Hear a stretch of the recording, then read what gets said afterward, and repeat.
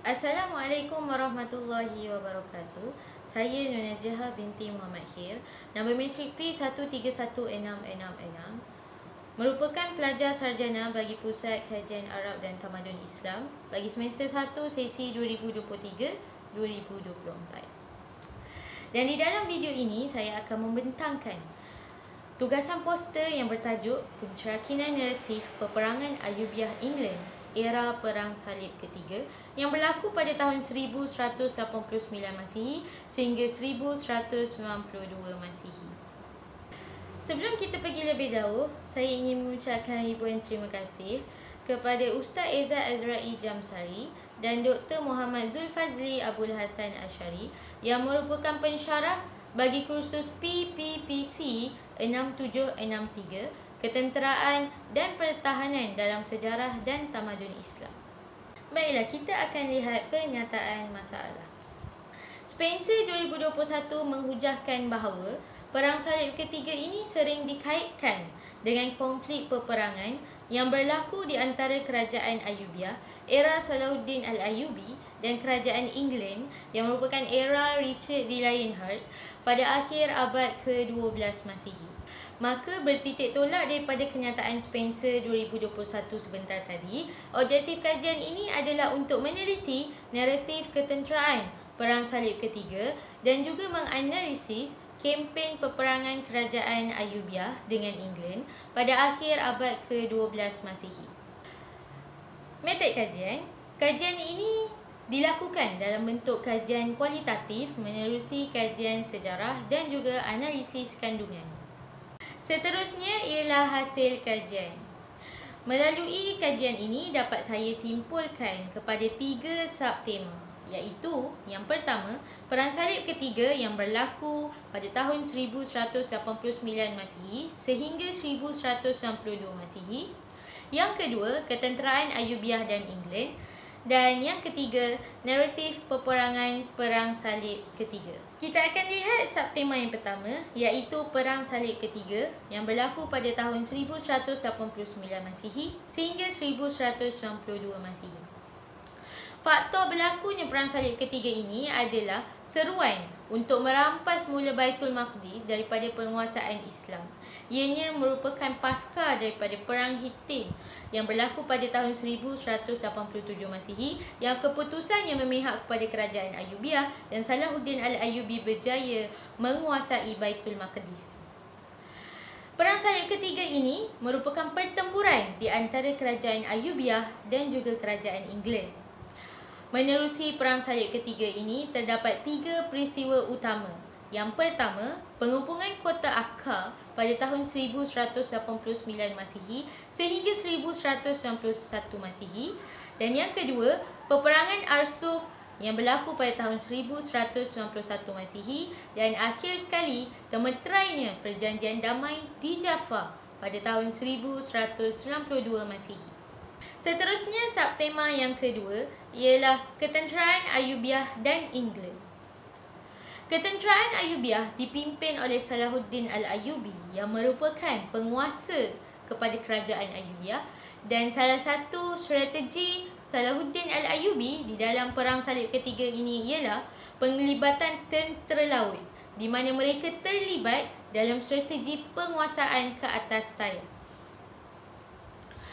Manakala bagi Ketenteraan England pula dipimpin oleh Richard di Lionheart, iaitu Richard the First of England, dan Perang Salib Ketiga ini turut disertai oleh Philip Augustus yang merupakan Philip II of France dan Frederick Barbarossa yang merupakan Frederick the First Holy Roman Emperor. Bagi subtema yang ketiga yang merupakan subtema yang terakhir, iaitu naratif peperangan Perang Salib Ketiga. Terdapat 3 peristiwa yang terjadi semasa Perang Salib Ketiga, iaitu yang pertama, pengepungan kota Akka pada tahun 1189 Masihi sehingga 1191 Masihi. Yang kedua, Perang Arsuf yang berlaku pada tahun 1191 Masihi. Dan akhir sekali, temeterainya perjanjian damai di Jaffa pada tahun 1192 Masihi. Kita akan lihat peristiwa yang pertama, iaitu pengepungan Kota Akka pada tahun 1189 Masihi sehingga 1191 Masihi. Frederick Barbarossa yang pada awalnya turut menyertai Perang Salib Ketiga ini tidak dapat meneruskan misi kerana beliau lemah semasa menjalankan kempen ketenteraan Perang Salib Ketiga. Dan menerusi pengepungan Kota Akka inilah tentera Ayubiah dikepung oleh tentera England dan France selama 2 tahun. Pengepungan yang terjadi ini berlaku dalam 2 bentuk dimensi, iaitu menerusi laut dan darat. Hasil daripada pengepungan Kota Akka, kapal-kapal yang digunakan di dalam pengepungan Kota Akka ini kebanyakannya dirampas antara satu sama lain.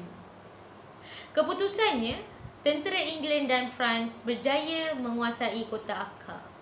Peristiwa yang kedua yang berlaku di dalam Perang Salib Ketiga ini ialah Perang Arsuf pada tahun 1191 Masihi. Perang Arsuf ini berlangsung dalam tempoh kurang 6 bulan. Pada waktu ini, Philip Augustus bersama tenteranya bertindak untuk meninggalkan Richard di Lionheart berikutan berlakunya perselisihan faham di antara mereka. Semasa Perang Arsuf 1191 Masihi ini, tentera Ayubiah dan tentera England mengalami kekurangan tentera yang sangat ramai berikutan pasca pengepungan Kota Akka yang berlaku terlalu lama. Dan hasilnya, England berjaya menguasai Arsuf dengan peluang yang sangat tipis. Peristiwa yang terakhir yang berlaku semasa Perang Salib Ketiga ini ialah Perjanjian Damai di Jaffa pada tahun 1192 Masihi. Perjanjian ini termeterai berikutan permintaan Richard di Lionheart untuk menamatkan peperangan melalui perjanjian damai. Hal ini kerana kerajaan Salib kekurangan tentera yang sangat ramai. Manakala bagi pihak Salahuddin Al-Ayyubi pula, beliau menerima pendapat daripada tentera dan juga penasihat berkaitan untuk menerima perjanjian damai yang ditawarkan oleh Richard di Lionheart. Maka antara intipati perjanjian damai di Jaffa pada tahun 1192 Masihi ini ialah Baitul Maqdis berada di bawah pemerintahan kerajaan Islam dan dengan syarat orang Kristian tidak dihalangi untuk berziarah ke sana. Selain itu, kerajaan Salib akan melindungi pantai Syam dari Sur ke Jaffa. Dan akhir sekali, tanda-tanda agama Kristian yang pernah dirampas oleh orang Islam berikutan pasca Perang Hittin pada tahun 1187 Masihi akan dikembalikan semula.